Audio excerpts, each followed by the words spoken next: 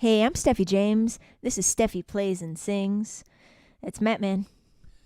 Hello, and today we'll be playing and not singing Miserlou by Dick Dale.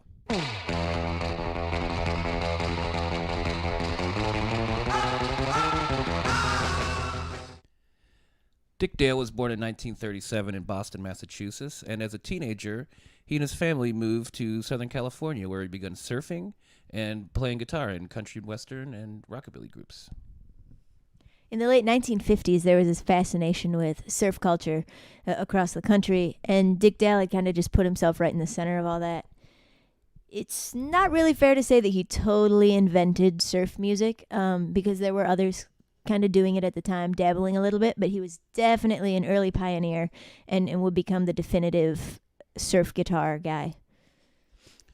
Yeah, and it's important to say that when we're using the term surf music, we're not talking about the Beach Boys. The Beach Boys are great, but they were really just a pop group that had lyrics that were about surfing, as opposed to the true surf music, which was mostly instrumental and could be defined more by the wild guitar sounds and techniques they were pioneering in the day. And Dick Dale had a real advantage with developing the sound because of his relationship with Leo Fender.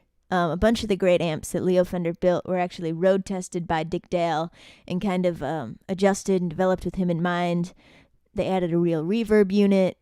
I think they said that Dick Dale had blown through like 40-some amps before they finally got it right and developed what we know now as the Fender Showman amp.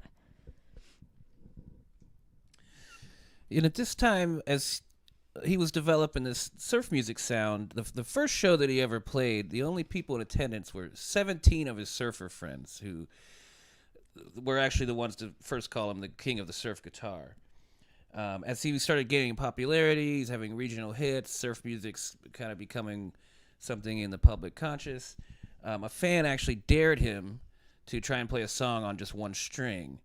The first song that came to mind that he played was Miserlou, which was a song that his uncle had taught him when he was younger.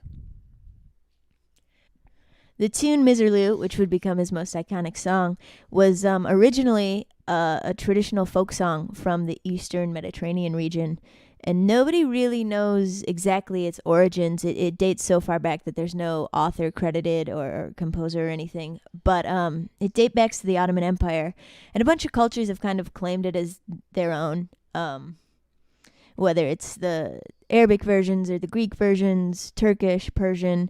It's kind of all over the place, but the very first recorded version was in 1927 by a Greek composer. And there's an Arabic belly dance version as well. Dick Dale, who was a Lebanese American, had played Middle Eastern music a lot in clubs growing up with his dad and his uncle. So the tune was kind of stored away somewhere in his brain, and he just took it and made it his own, essentially.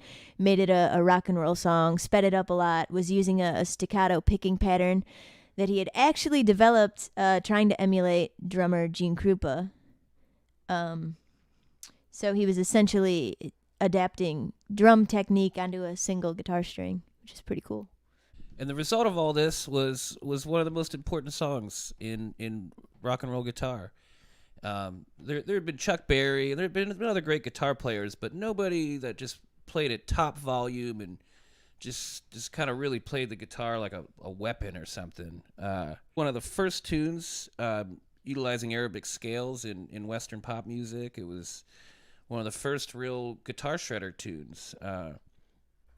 In his attempt to recreate the excitement and the sounds of surfing and even the roar of his pet tigers, Dick Dale had influenced every great guitar player from that day forward, from Jimi Hendrix to Eddie Van Halen. He's often considered the godfather of heavy metal, the true inventor of it.